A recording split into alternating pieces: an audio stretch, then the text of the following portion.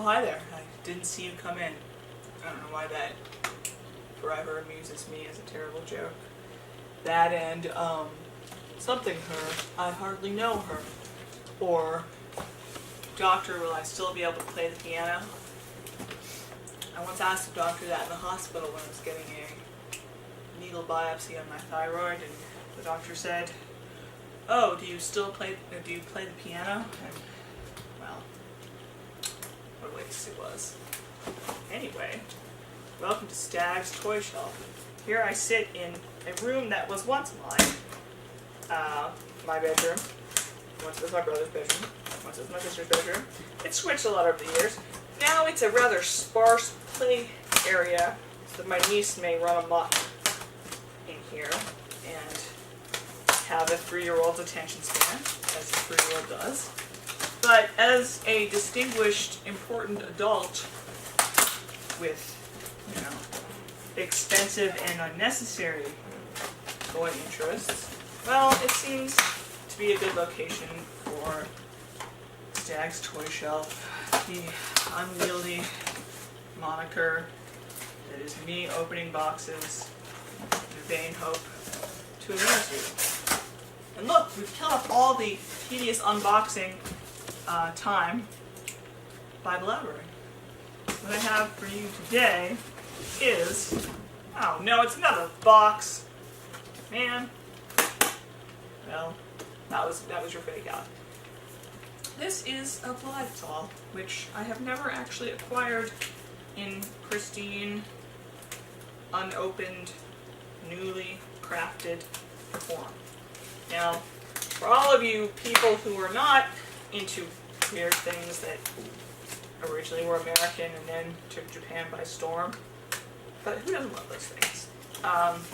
Blythe was an American toy invented in 1972 by a woman whose name is Alison Katzman.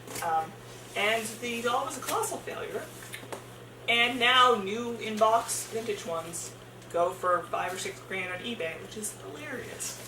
But in the early 2000s, Ms. Blythe had a recurrence.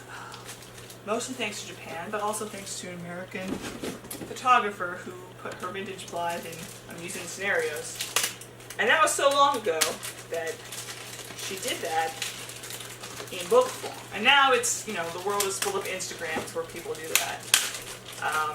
And it's great. To me, it's endlessly charming. There are other toy Instagrams, and they're so international, and they're so the opposite of sort of the overly curated, overly perfect bullshit Instagram. There's an account from a Japanese guy that I follow, and all he does is rock climb or climb up mountains and take pictures of his wife posing with a bunch of domos on top of mountains. And domos are a Japanese monster guy. Hopefully I can fix that. So yeah, if you need more whims in your life, I recommend International Toy Instagram. It's out there. There's even a toy travel agency in Japan called Unagi Travel, which is the name of the most delicious type of sushi. And that is perhaps aggressively whimsical, but I'm a fan. My only regret is, my first regret is that I didn't invent that. My second regret is that I probably can't afford to send a kewpie or something to Japan. My third regret is that I can't afford to send me to Japan. Anyway, what we have today is Sarah Shades, who is quite new. She's a release probably two dolls ago now, and her theme is very mod. There are some more honest, off-brand versions of Blythe that are sort of cheaper, but the eye mechanism is the same. Called things like Bazak and Big Eye Doll. You can buy those on Amazon and stuff like that. There's also something they call Factory Blythe, which is clearly a very successful thing in China, where copyright law is just not. It's just, it's pretty lax over there. And I think people have given up on debating whether it's, ethical to have what they call a factory or fake Blythe. And people often buy the factory ones, you know, to customize, so you don't have to risk like a proper release. And I don't know. I mean, like, I'm not one for intellectual property, but it feels sort of cheap all the same to make the same doll that someone else has already made and declare it yours. I'm not for intellectual property, but if I wrote David Copperfield by Lucy Steigerwald, I would be a douche, right? And the inventor of trolls, for example, Thomas Dam, was this Danish woodcutter, how wholesome is that, who would carve trolls out of wood to make his family happy. And trolls became this huge hit in the 60s in the United States, but the patent was messed up, so instantly there was avalanche of imitations. And if you're more my age, you might remember the troll resurgence in the 90s, where rust trolls were everywhere and on everyone's desk in every office, and eventually those were actually finally sued out of existence by Thomas Dam, but you still see ones that look an awful lot like the original model for sale. There are different varieties. There were treasure trolls.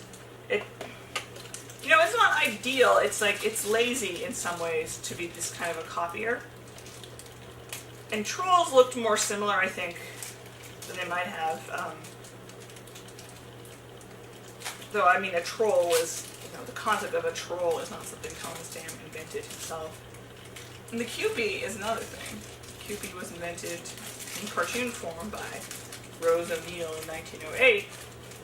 And she's another thing that was made in America that Japanese people are excited about because, you know, it's cool.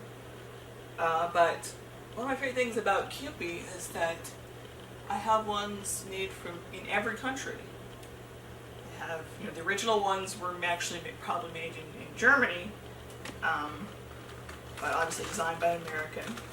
But I have ones from the 40s made out of composition. I have ones from the 50s, 60s, 70s, 80s in Japan, Hong Kong, Taiwan. And just seeing these different countries' version of this type of like tubby baby with or without its little stunted cupid wings is fascinating to see this interpretation. It's this conversation, even if it's based on not a terribly original origin. It's based on copying, but you still get this game of creative telephone that's actually really cool to see.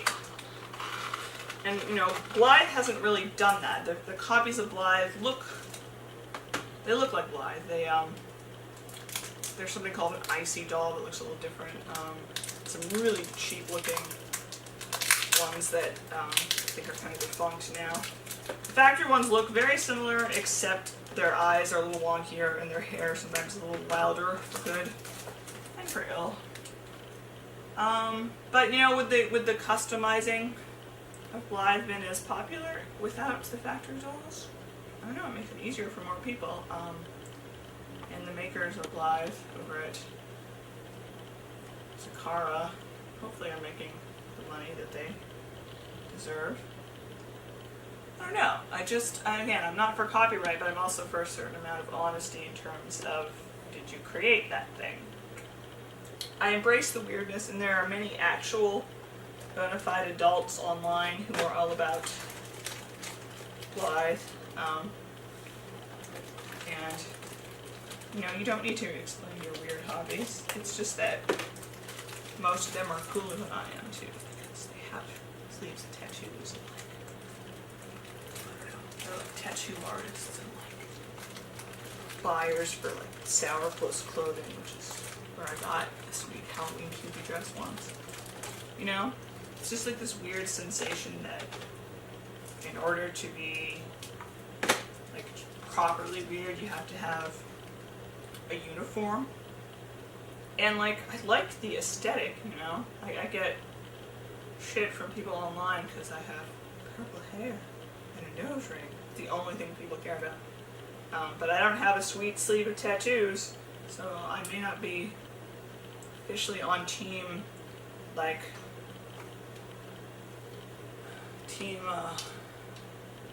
stark, garish, wild aesthetic. But I'm close enough, you know? And like, look at this chick. I would wear this. I'd wear this. So yeah, I mean, I like, this has become a wandering narrative, but I wanted to tell some of you people who maybe would have no interest in this as a subject, some of the things I've been pondering of late, which proves not that I need to stop playing with toys, because toys are excellent, but that I should be subjecting the internet to my thoughts more than I have of late. You know, stuff's fun. The world's full of very cool people and very strange interests, and I don't know, I feel good about it. There's just something more satisfying about this gal than, you know, I can never take Barbie very seriously.